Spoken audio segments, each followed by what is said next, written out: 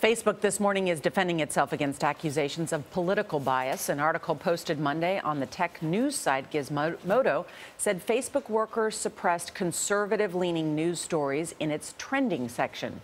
Overnight, the social media giant denied the claims. Tom Stocky, who heads up the trending topics team, wrote this: "We take these reports extremely seriously. There are rigorous guidelines in place for the review team to ensure consistency and neutrality. These guidelines do not permit the suppression of political perspectives." Gizmodo technology editor, that's Michael Nunez, wrote the article and joins us at the table this morning to discuss. Hi, Michael. Hi, how are you? So what made you guys look into it, and what exactly did you find? So this started with the leaked document that was sent to Gizmodo unsolicited, and with that story, A leaked document from a Facebook employee revealing an issue at the Menlo Park office. So it was about a Black Lives Matter note being scratched out on their famous signature wall and being replaced with All Lives Matter. So Mark Zuckerberg issued a statement privately in an internal document, and that was leaked to Gizmodo. When we published that story, it emboldened some Facebook employees to step forward and say, well, you think that's good? We have more information. And every time that we've published a story in the past 2 months, more and more employees have come forward with more revealing information. In the most recent case, we found that Facebook is sort of misleading the public about its trending news column. How? So it's misleading the public by saying that an algorithm is sorting what people are able to see. But what we've found is that a select group of about 20 journalists, young 20-somethings, often Ivy League educated or from private East Coast schools, are the ones that are sorting through the news feed and determining what people are able to see and, more importantly, what they're not able to see. I thought that was interesting that you pointed out that they were from Ivy League schools. What are you trying to imply?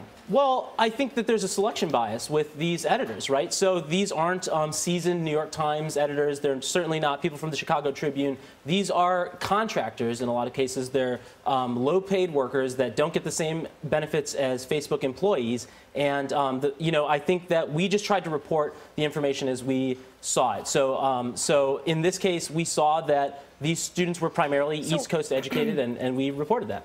Now, you write, however, in your article, quote, "There is no evidence that Facebook management mandated or was even aware of any political bias at work."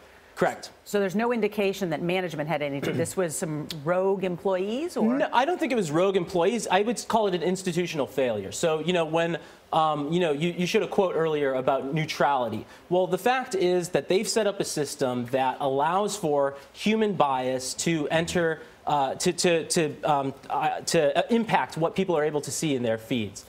Facebook said popular topics are first surfaced by an algorithm, then audited by a review team that is not allowed to discriminate. It says it has designed its tools to make discrimination technically not feasible.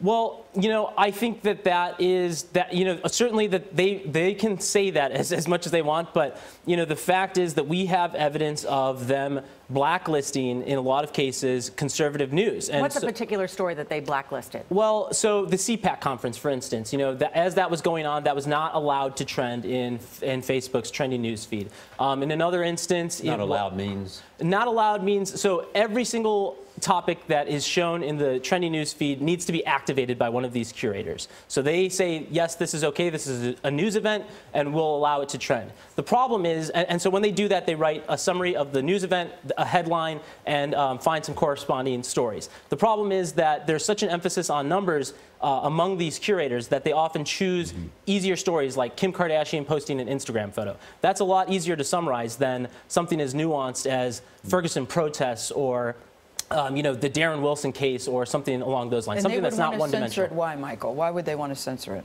I don't think that this was an intentional. I don't think it was an intentional bias that's at play here. I think this is just a system that they've put in place that allows people to inflate news, basically using something called an injection tool to force news into the trending topics, and also suppress news. So they can also blacklist news. And so, I think when we discovered that they were both artificially inflating, and also suppressing news, that calls into question the legitimacy of the trending topics entirely, right? These aren't exactly trending topics. They're being selected by an editorial board. For those viewers who don't know, tell us what Gizmodo is. Gizmodo is a technology website that's focused on the future. We are interested in gadgets and things that will impact our future, and so social media is definitely a part of that. It plays an important part in our political discourse, and that's why we started to look into this in the first place. And what are the implications here, in your opinion?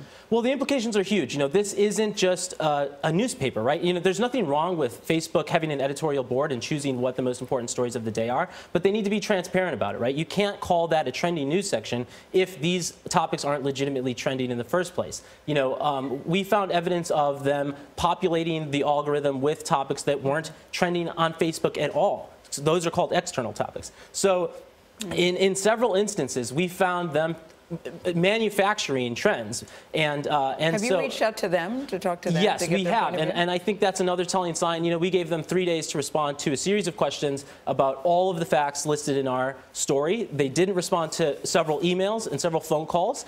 They still haven't. After we published the story, I tried calling them again and emailed, you know, a series of their communications representatives. No one has gotten back to me, and to me, that was a very telling sign. Thank you, Michael. Right, Thanks. thank you, Michael. Michael's going to be trending. Yes. Something tells me they're going to want to talk to you. Thank you, Mr. Nunes, for Thanks. joining us today.